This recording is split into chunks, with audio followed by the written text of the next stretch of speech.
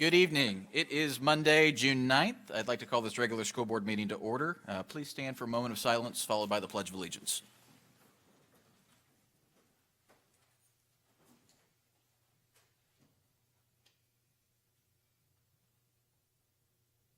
Thank you.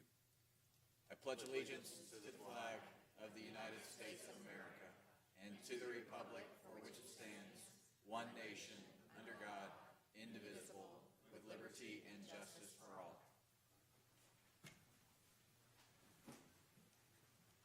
Good evening, Superintendent Board, members of the audience. Moving on to item 2, changes, amendments, additions, or deletions to the agenda. Board, do we have any changes this evening? Superintendent? There are no changes. Perfect, no changes. Moving on. Approval of the minutes. Superintendent, do you have a recommendation? I recommend approval of the minutes from the school board workshop, May 5th, 2025, executive session for collective bargaining, May 5th, 2025, and the regular school board meeting, May 12th, 2025. So moved. Second. Got a motion by Mr. Mathias, second by Dr. Luke. All those in favor? Aye. Aye. Passes 5-0. Representation, 4.01, 2024-2025 Educator Plus Internship Recognition. Ms. Laney Abondo.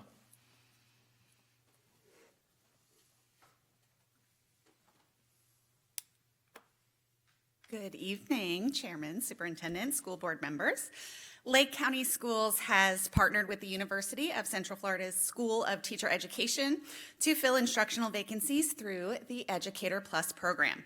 This program allows pre-service teachers to serve as the teacher of record while completing their final semester of a teacher preparation program.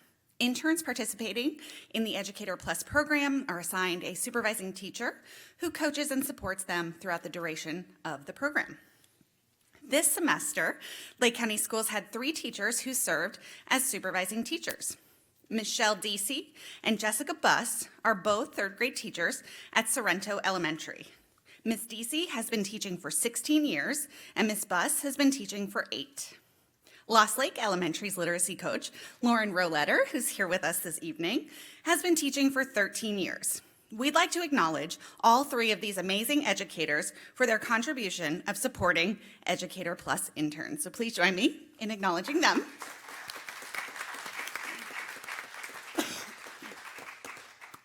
We are so pleased to share with you this evening that this year's Educator Plus interns, Bethany Coffey, Madison Veach, and Angelica Rodriguez, have all been offered instructional roles in Lake County for the 25-26 school year. Joining me this evening is Dr. Elizabeth Johnson, who you know well, our Executive Director of the Education Foundation. Thanks to the Foundation's continued support of Lake's educators, both current and aspiring, each supervising teacher receives a $500 stipend from the Education Foundation of Lake County for their hard work and support. Additionally, student interns receive reimbursement for their coursework during their semester of interning. So while 2 of our supervising teachers are beginning their well-deserved summer break, we are pleased, as I mentioned, to have Ms. Lauren Roletter here with us this evening. Ms. Roletter, if you will come up and join us, we would like you to represent the group and be acknowledged for your hard work and support this year.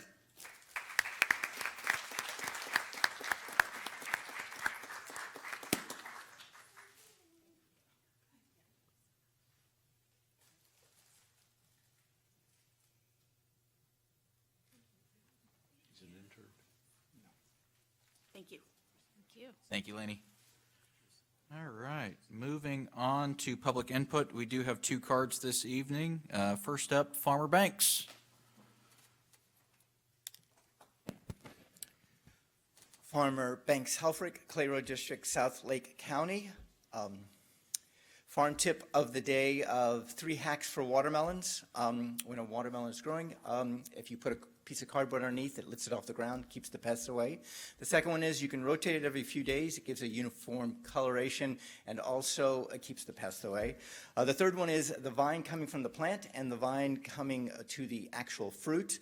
On the opposite side, there's a curlicue. When that curlicue is black or brown, it's time to harvest the watermelon. Madam Superintendent, Board, distinguished guests, In 2023, Johns Hopkins University did a study to find the leading cause of death in children in the United States.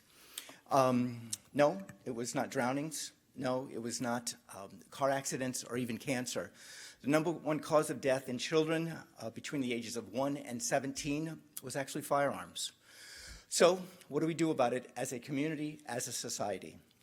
In 1965, Ralph Nader, lawyer up in Connecticut, wrote a book, Unsafe at Any Speeds. It was to bring awareness to the fatality of automobile accidents. By 1968, seatbelts were law. Today, we have crumple zones, we have airbags, we have anti-lock brakes, which are pretty much in every single car made in the United States. So what are we doing today as far as the safety of our children? City of Groveland Police Department offers free courses for its citizens in firearm safety and awareness. A.W. Peterson Gun Shop actually offers courses also. Those are paid. This is a start. So I asked you a question, and I'll end with a comment, and that is the question, who will be our Ralph Nader of our generation? And two, no parent who has ever lost a child to a firearm incident wants another parent to ever have to experience it again. I'm Farmer Banks. May you all be blessed. Thank you for allowing me to speak. Thank you, Farmer Banks. And our second card this evening is Ms. Kathy Smith.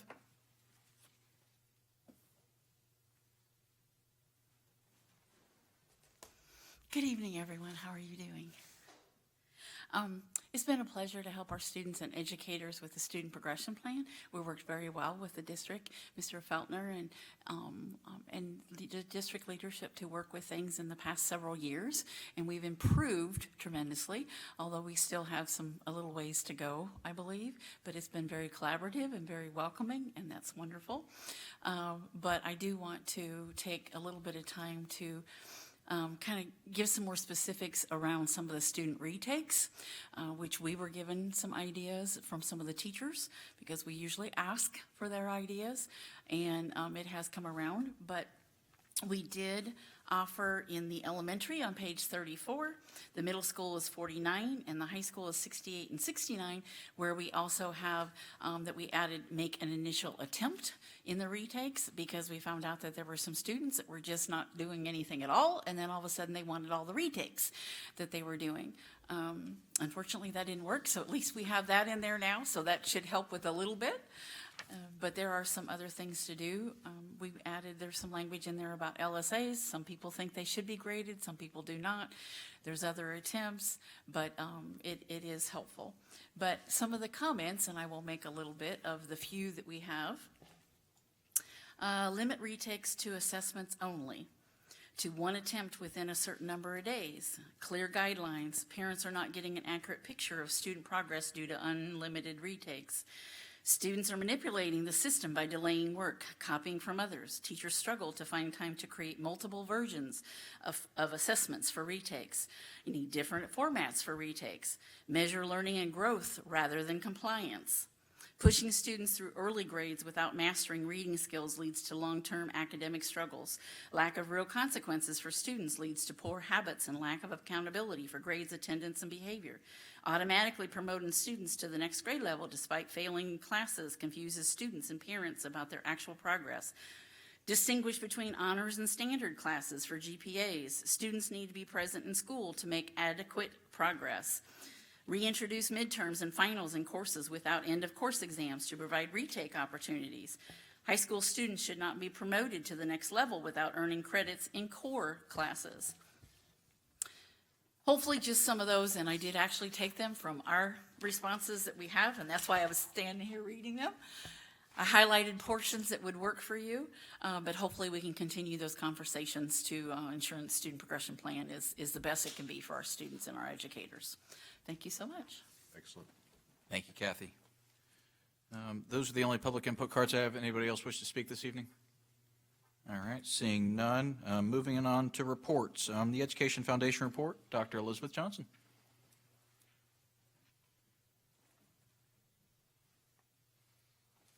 Good evening, Superintendent, Chairman, school board members. I hope everyone is doing well.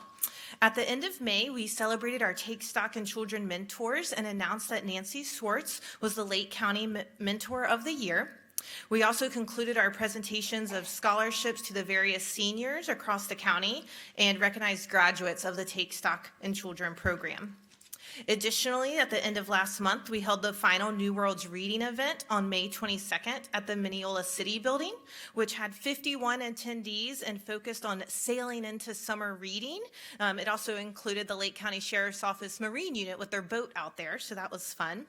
Next year, that agreement for New Worlds reading will be adjusted slightly, reducing our required programs down to 6 instead of 8, which we did this year. For Apple Mart, our last day for teachers to shop this year was May 14th. So in total, there were 959 Apple Mart visits this year, totaling $148,456 worth of school supplies going to our teachers and their classrooms. Casey also attended a free mini conference in Tampa to hear about other Education Foundation's teacher resource stores at the end of last month, and brought back some really great ideas for how we can improve our Apple Mart store here in our 3 locations. And so we're really excited to implement some of those new ideas for the next school year. As we look ahead to the next school year, we are preparing for Red for Ed, the community school supply drive throughout the month of July, where we partner with local businesses to compete for collecting the most school supplies by weight. This year, our weigh-ins, we're calling them our pep rallies for public education, and we're having 2 locations for that. July 31st, thanks for laughing.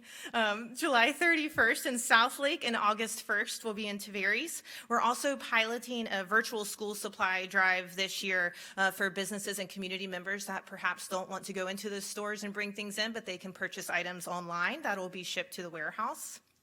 Over the coming weeks, we're excited to visit with a number of the school district leaders through the Leadership Academy, as well as the bookkeepers meetings as we charge forward to the next school year. Next month, we'll be hosting the Stepping Out for Education on July 25th and 26th and celebrating Under the Big Top. We do still have sponsorships available for Friday, July 25th, as we celebrate our 6 celebrities dancing this year. And then finally, on Wednesday, the Education Foundation Board will be installing our 2025-2027 officers. Matt Hackler will begin his 2-year term as president. Casey Hobbs will serve as vice president and president-elect. Rich Billings will serve as the treasurer. Cindy Falanga as the secretary. Mike DeGraw and Lauren Vasquez are the members as large. And then Lori Baker will be transitioning to the past president role. Are there any questions? Thank you. Thank You have one. Wait, back. We have one. Nice try. So after your first year, what do you think? First year, I'm just getting started. You've done an amazing job. Thank you so much. Have a good summer. Thank you, Dr. J. Great report as always. 6.02, Mr. Cole, do we have an attorney report this evening? No, sir. Perfect. No unfinished business either, so moving right along to the consent agenda. Superintendent, do you have a recommendation? I recommend approval of the consent agenda items 8.01 to 10.07. So moved. Second. Got a motion by Mr. Mathias, second by Dr. Luke. Any discussion? All those in favor? Aye. Aye. Passes unanimously.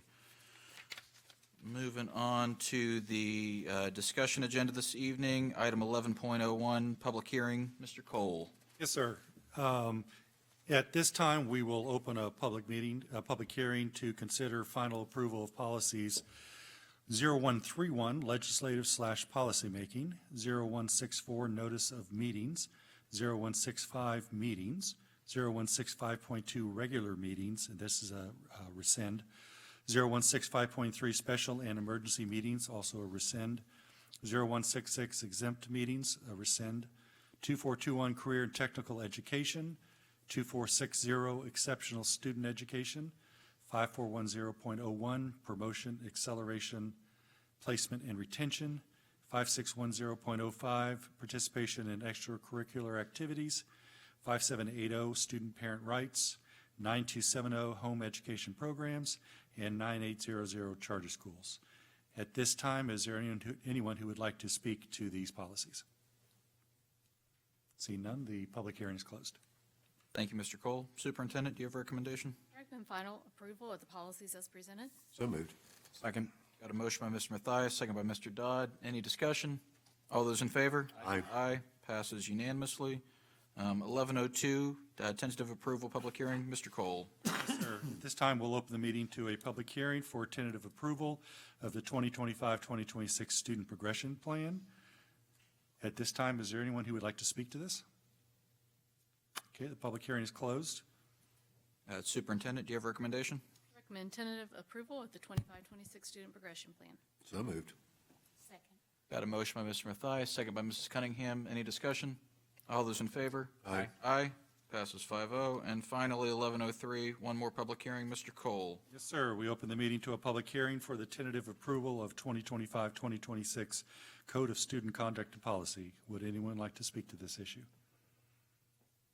Hearing none, the public hearing is closed. Thank you, sir. Superintendent? Recommend tentative approval of the 25-26 Code of Student Conduct and Policy Guide. So moved. Second. Got a motion by Mr. Mathias, second by Mr. Dodd. Any discussion? All those in favor? Aye. Aye, passes 5-0. Superintendent, your report this evening. I have 3 letters of condolence that were sent since our last meeting. First of all, to Leonard Griffin in our Parts Department of Transportation. He lost his father, Buster Griffin. Also to Kim Davidson, she's a bookkeeper at Wendy Hill Middle, and the loss of her husband, Dave Davidson. And then also to Dr. Terry Seuss, the principal at Seminole Springs Elementary, who lost her father, Jeffrey Mark Pfister. Condolences to those families. So I hope I'm not stealing her thunder, but last week I had the privilege of going to the State Board of Education meeting and speaking on behalf of the Lake Sumter State College's proposal to launch a new bachelor's degree program in exceptional student education. This was all done by the work of Dr. Luke, and a continuation of the incredible work that she has done, starting the elementary education program with 46 students in the program, which is amazing to have that many. We celebrated our UCF interns today. We'll start to celebrate, I believe in January, her interns will be doing the same thing in our schools, and so we welcome them. But it passed unanimously, so I want to congratulate you and thank you for your continued work to ensure that we have the very best teachers in front of our students every day, especially in this hard-to-fill area of exceptional student education. And part of the uniqueness of this application is that we'll be using Lake Hills School as a lab site in order to provide additional training and supports. And what a great place for them to learn along some of the most incredible teachers that we have here in Lake County, as they will be well prepared to then enter our classrooms as exceptional education teachers. And a lot of these will be paraprofessionals in our schools. Right now, I want to say that there was 70 paraprofessionals currently that work at Lake Hills School, and 24 of them were previously paraprofessionals. And so we're kind of capitalizing on this pipeline. And so congratulations to you, Dr. Luke, and thank you. It was an honor to go and be able to present this to the state board. So thank you for that opportunity.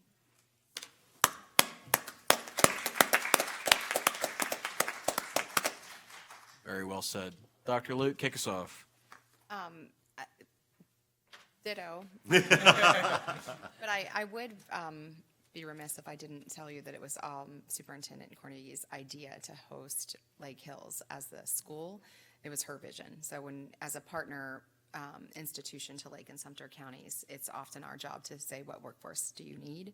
And it was her vision that Lake Hills would be a great program, a great school to really facilitate teachers in that manner. And so I appreciate you being the conduit for that work to flow through.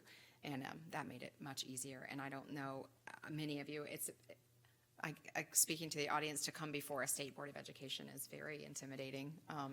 And you and President Byrd and Superintendent Brown from Sumter County came, and there, like she said, there was no questions. Everybody was very supportive, but it's hard when the workforce comes forward and says, these are the needs in our region, and the partners come together and say, we're supportive and excited. It's hard to come up against that and have questions, and so it was really easy.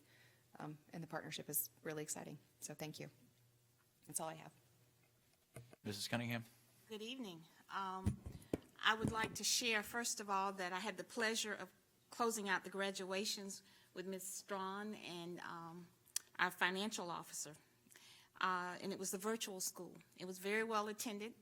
It was actually a very pleasant experience. And I have to tell you, Mrs. Strawn did an exceptional job. She was the commencement speaker, and it was phenomenal.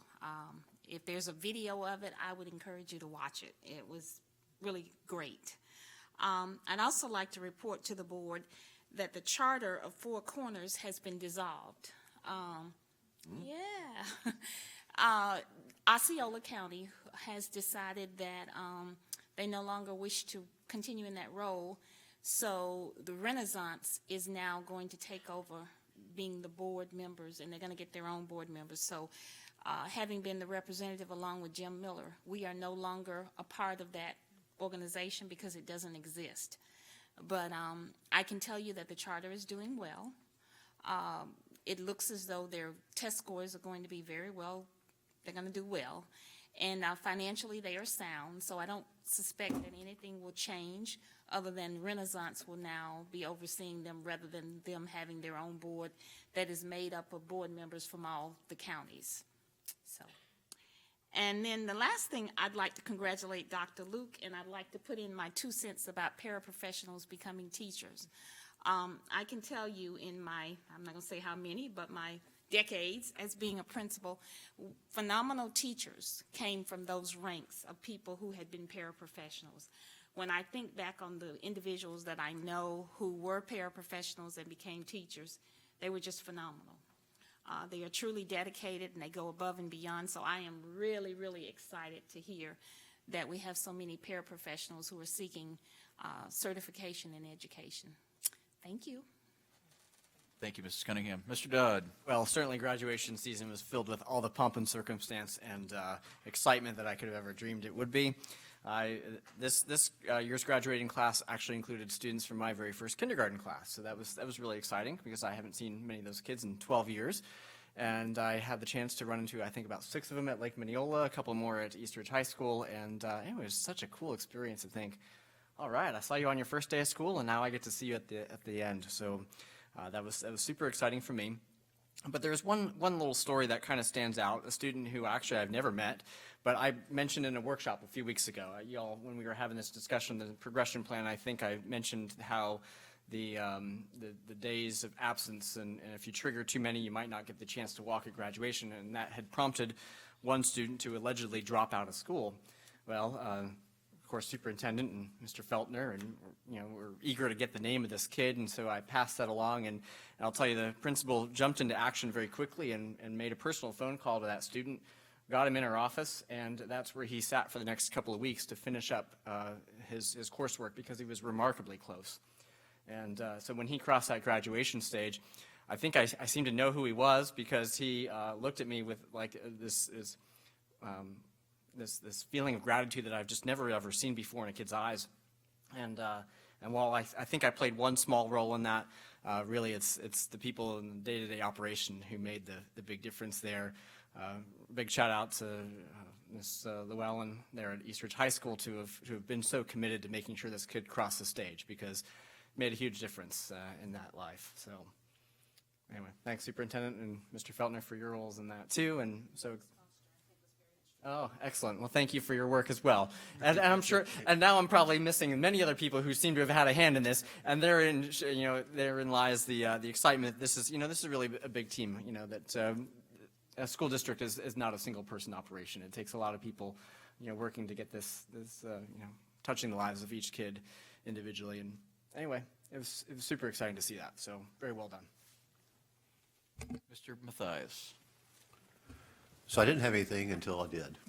and that was, so listening to Farmer Banks, and he always shares with us great ideas on how to grow and be self-sustaining. I couldn't help but reflect on the hard work, Stephanie, you did with planting the seeds for the program and watching how Superintendent, you nurturing them, and occasionally putting cardboard underneath to keep the bugs away.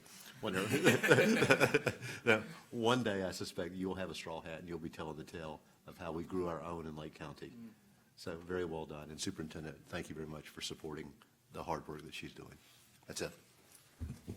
Yeah, I always scroll back through my calendar to see what's gone on the last couple weeks since our previous board meeting, and this time was a couple extra weeks. So going all the way back to May 12th, a lot of graduations, a lot of excitement at the end of the year. Also enjoyed attending several of them, but one that stood out this year that stands out a lot that Ms. Cunningham and I attended was Lake Success Academy in Howey. And this year, there was one student that was there to graduate. They got some others across the stage, but one was there. And to see him and his family as the sole graduate with his classmates around him was really, really special. So whether it's one student or 600 students or whatever we graduated from East Ridge High School this year, they all matter, they're all important, and just equally special to see them cross. So that was a really cool day. Dr. S and his team do such a wonderful job at Lake Success, and love to give them some congratulations when we can. And also want to shout out Emmy Luke and the Eustis High School softball team. Since then, state final runner-ups. Had a heck of a season per usual and continue to do great things out there, so wanted to shout them out on another fantastic season. Did anybody miss anything before we adjourn this evening? No, sir. All right, any objection to adjourning? No, sir. We are adjourned. Thank you very much.